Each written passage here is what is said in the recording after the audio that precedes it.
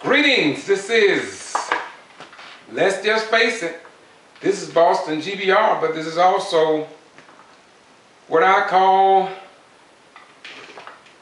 dog, what you think I said I call it? You remember what I said I call it? Well, I just slipped my mind. The Free Press. Yes, sir. Yes, sir. The Free Press. Yes, sir. This is the Getto. Free Press. That's without the H. Yes, sir. Doc Robinson taught me how to spell like that. A lot of times we leave words out and put words in because our situation is very unique in the Black African American experience in a world wherein our news is not their news and their news got to be our news or we could even survive at all. But when it comes down to our story getting out, too often it's not done.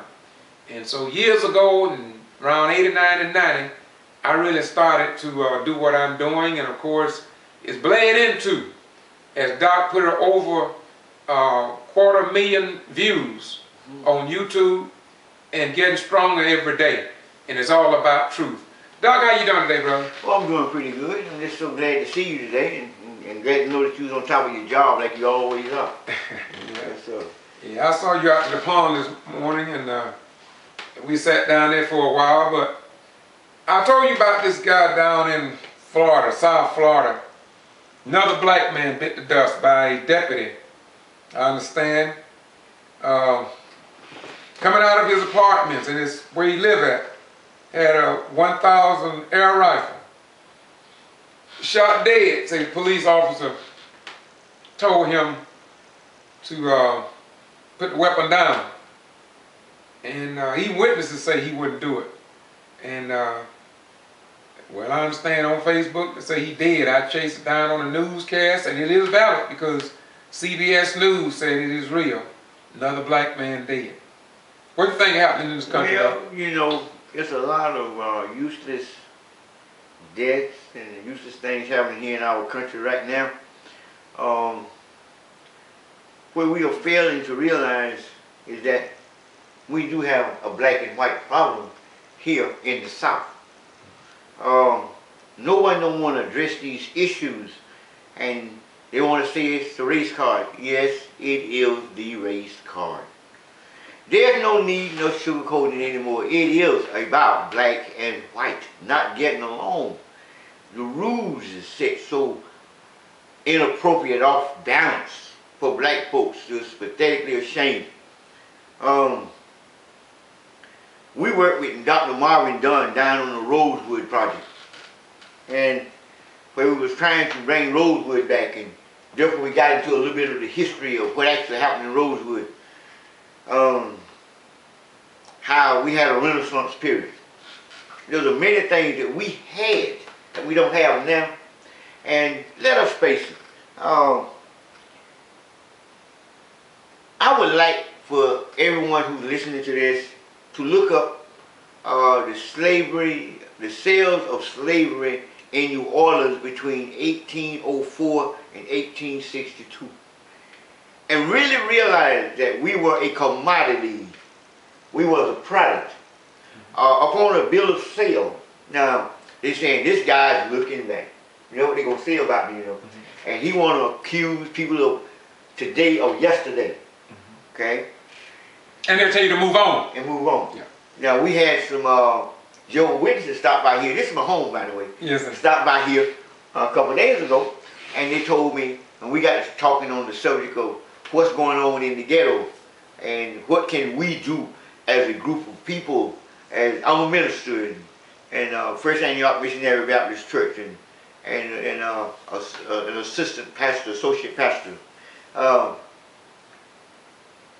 And we're trying to find remedies and methods and formulas that we can apply to our religion to come together with those that's of other denominations to see what we can do to bring about change in our communities about working together. And you may want to add that white Jehovah's Witnesses. Yes, sir. They were white. Yes, they were. They were. And what they were getting to tell me was that I have to wait for Jesus to come fix it. Yes, sir. Okay? That there was a great waiting period. I said, well, what about right now? They say, well, you got to work on the one individual heart. Well, you know, A young man was just killed, shot down the other day. You just mentioned this other guy got shot down. And it's a lot that people don't want to face, don't want to discuss and talk about. It's a lot of educated blacks right here in Valdosta. Sophisticated blacks right here in Valdosta. That call me the no teeth man. Okay? Regardless of the fact that I lost my teeth to chemotherapy from cancer. That don't have nothing to do with my brain or my mind. Yes, sir. That's two different things. Yes, sir. Ain't no doubt about it.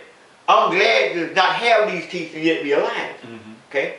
But it don't change the fact that I'm black and I live the black experience. Some of these guys, brother, excuse me, but I have to say this. I'm very, very, very thankful and proud of you for what you do. Likewise. Okay? No, ain't no likewise. Because I'm in no comparison to what you were doing with this YouTube thing.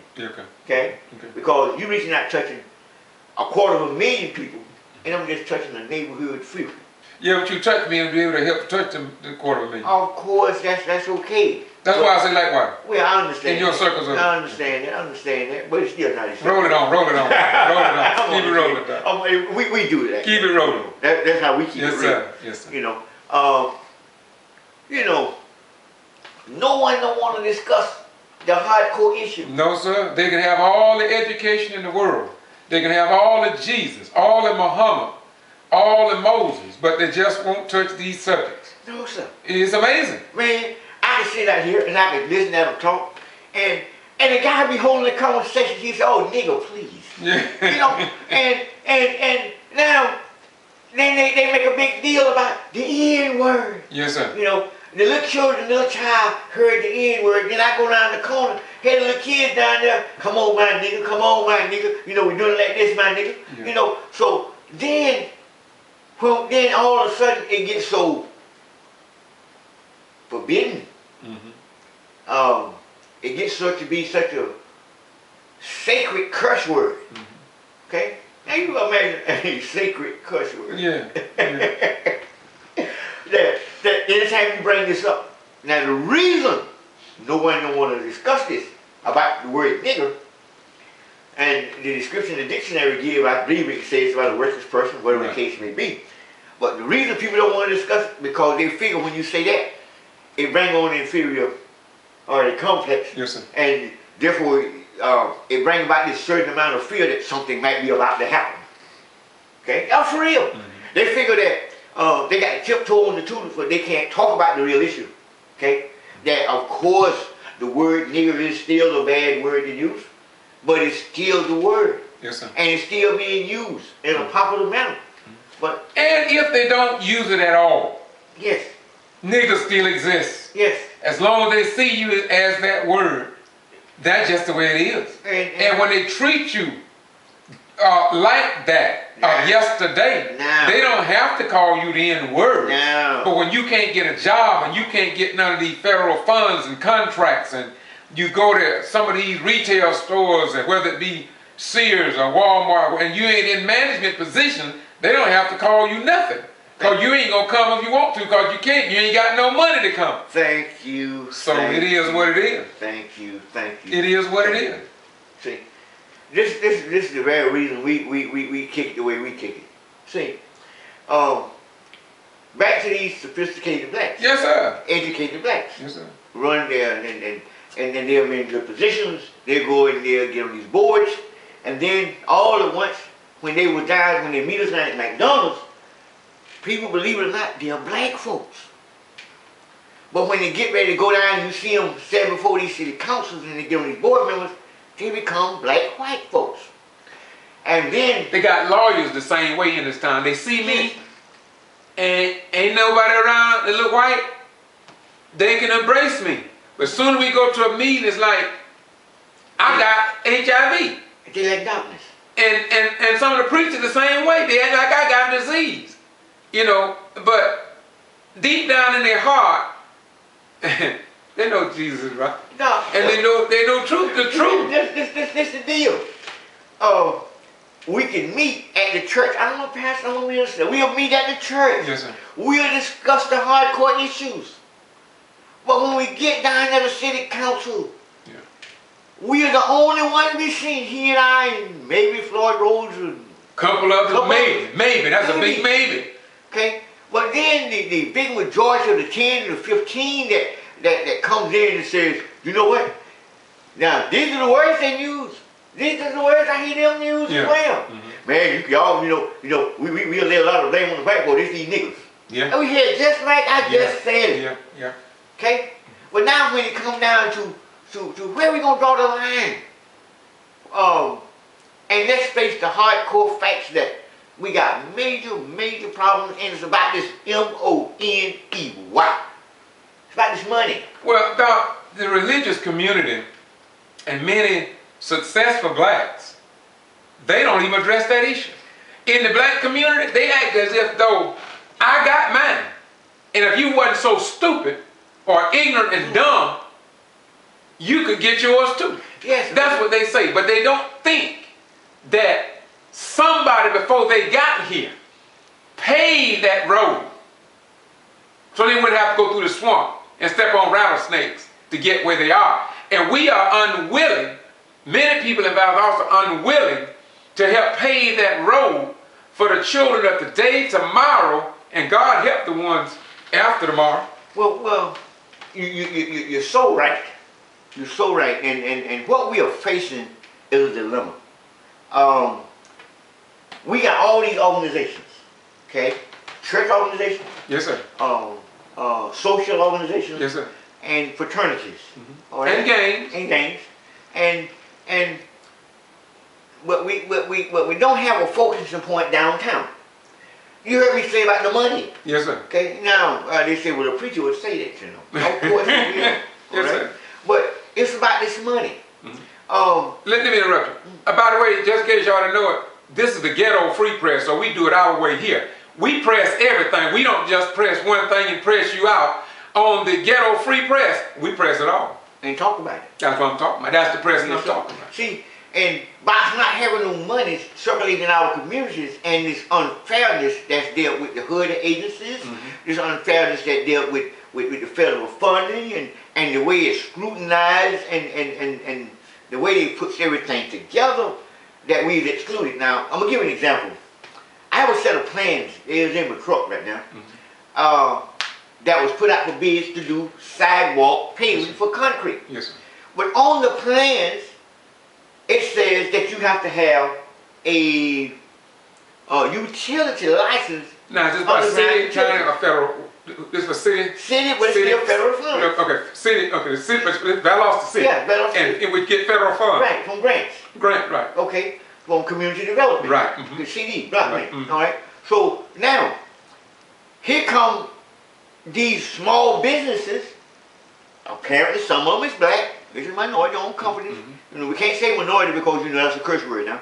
But Son Purdue ensured that. yes, sir. So now, some of them are small businesses. But regardless of the fact, they can't get in because they don't have underground utility license, which is a difficult license to get. Now, you got to have a certain amount of money just to have this license. You got to have X amount of dollars just to have this license. So here the young black contractor coming along just doing concrete work, demolition work, that can actually build the forms, to pour the concrete, finish up the concrete, and put all the side girders in and everything. He can't bid. He mapped out again. So therefore this money go back to who? The traditional good old boy system. And Doc, ain't you been fighting for this very aspect of what we've been fighting for the last 4 years? Yes. That they would break it down so black folk could get some of this money to keep their children from robbing convenience stores, getting on probation, etc., etc. Because let's face it, if the white kids get this money, that means they don't have to break in no convenience store because their parents is getting this money. Don't that make sense to most folk?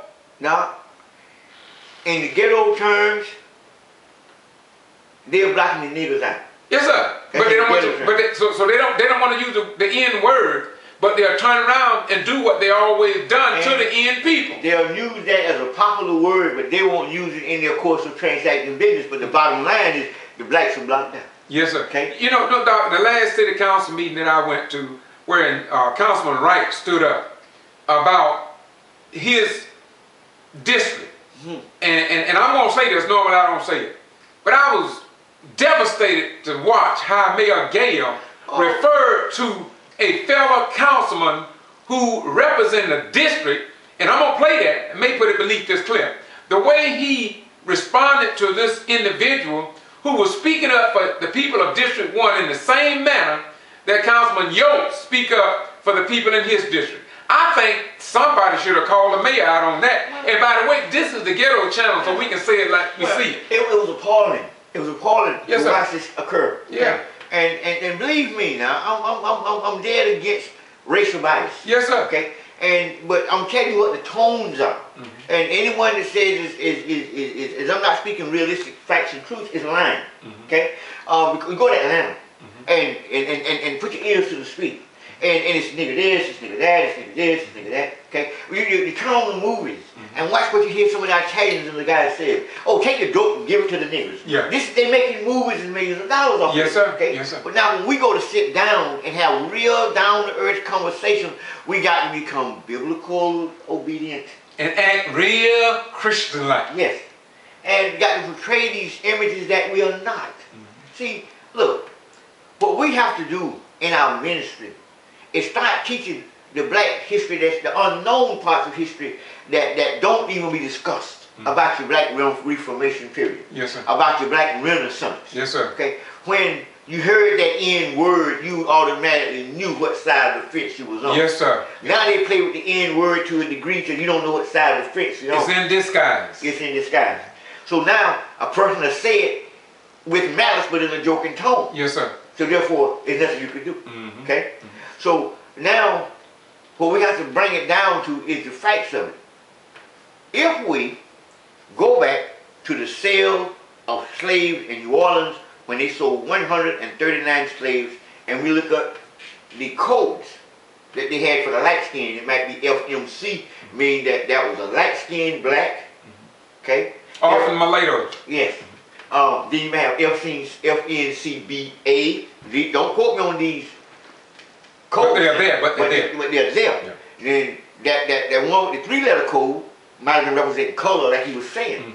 But the 4-letter code might mean that it's a single mom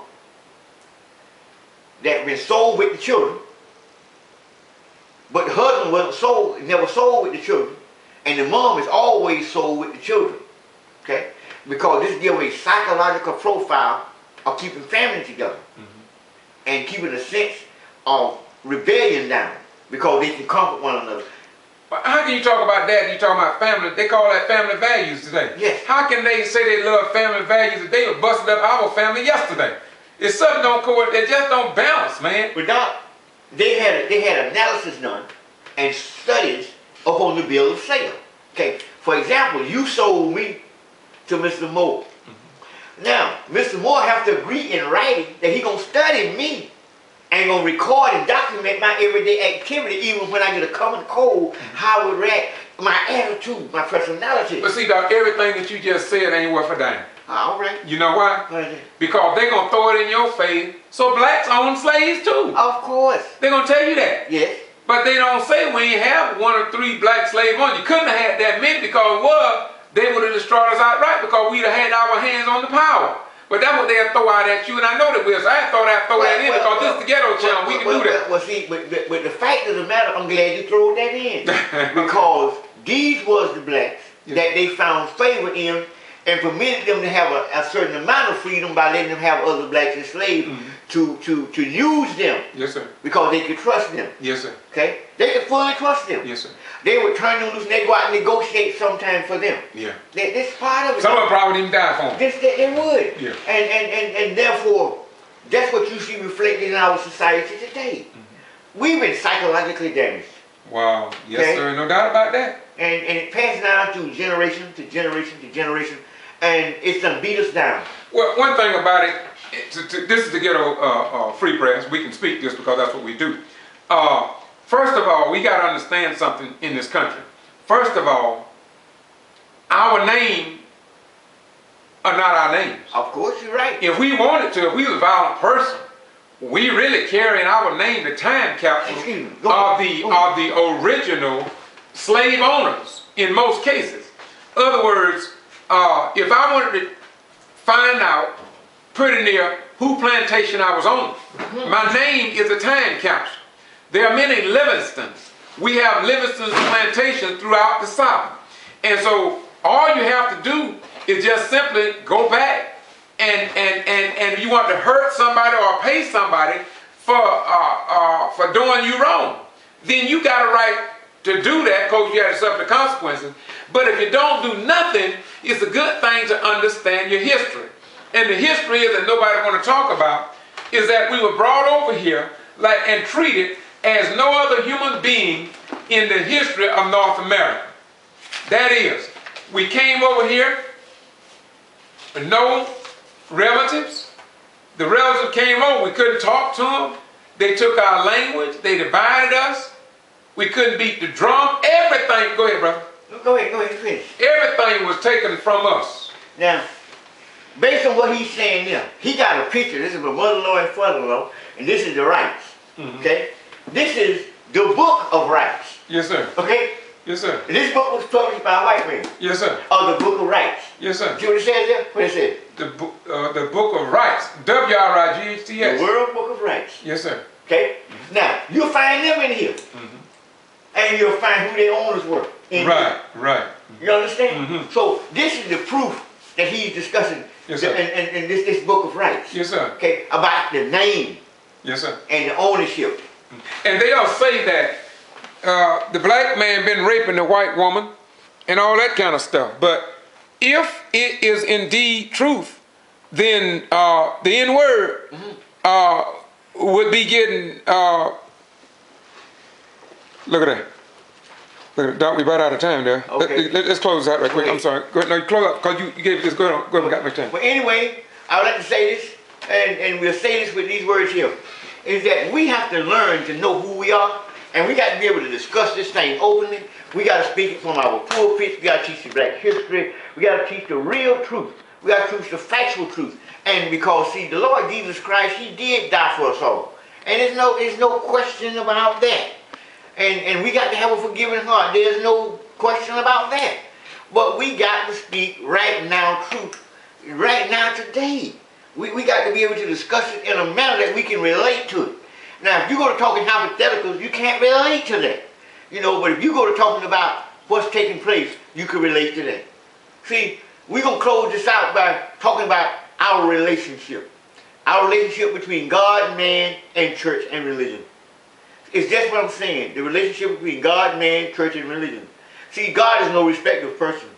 And the church is an organization. And organizations do what? They answer to where? Washington, D.C. Therefore, it says that you can't do nothing that's against the rules and the regulation of protocol. But see, God's rule is not protocolic. And we have to understand that. And we got to understand how to break down this word nigger. We got to deal with that. We got to realize there is no money in none of the black communities, and all of it is poverty-stricken in the ghettos. And once again, this is the Ghetto Free Press, and this is KYRC, which means Know Your Rights Campaign. We intend to give you nothing but the truth, because it's only the truth going to set us all free. Thank you for listening. Bye-bye. We're gone. Thank you, Doc. You're welcome. Peace.